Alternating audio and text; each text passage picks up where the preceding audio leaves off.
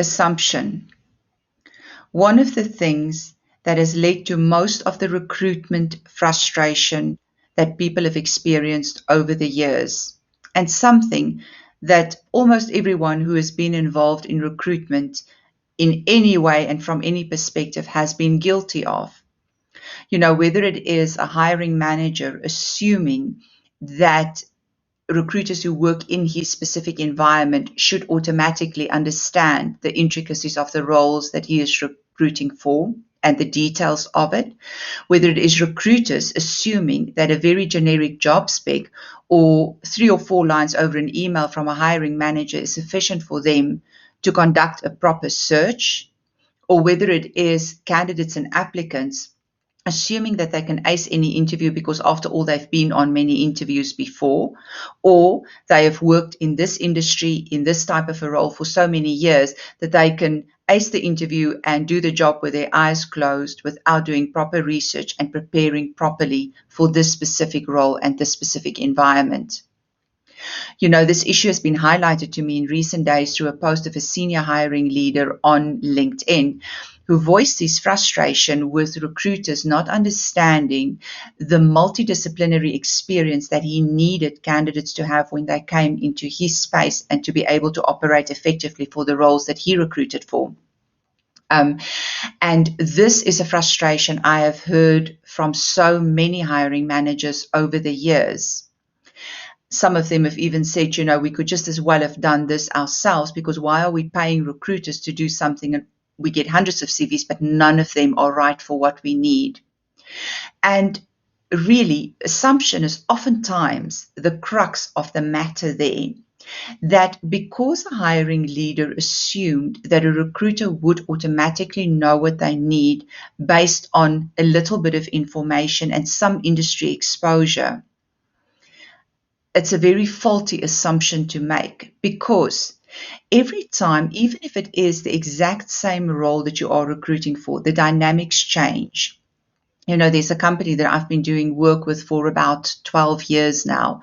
and I have recruited a specific type of role for them many times over. And every time it is unique because there are new projects. The company is in a different economic environment, in a different economic space. The team is constantly changing because people would be moving in and out of the team into different roles, promoted. Some people leave the company, some come back. There might be a new manager in the environment. So although in essence, the responsibilities of the role is the same, the strength in the team and the dynamic in the team would be ever changing.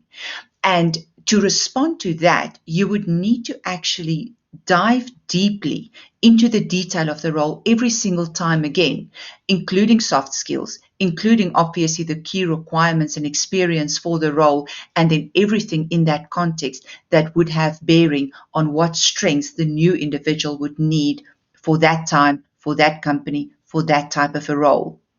And so it only makes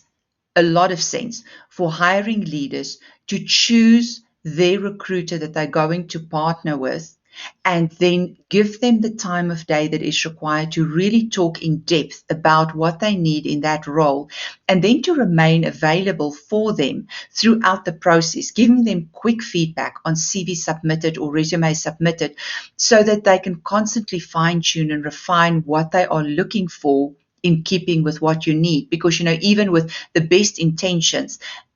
you are bound to miss some things that are important in that initial briefing. It's just human nature and common to all of us. And recruiters might sometimes forget to ask certain key questions, and those come up as they start going on with the search, and new questions come up as they are working on that. Or they also just didn't think of asking a specific question, and they need that constant access to you. So obviously it would not be with the same intensity, but as you are working together on that, they can also give you the market feedback. And maybe if some of the things that you're looking for at that time is not available, and might be possible to make some adjustments and still find people who would be very good in the role for you, but maybe look a little bit different to what you thought they would look like initially, because it's simply just not available in the market.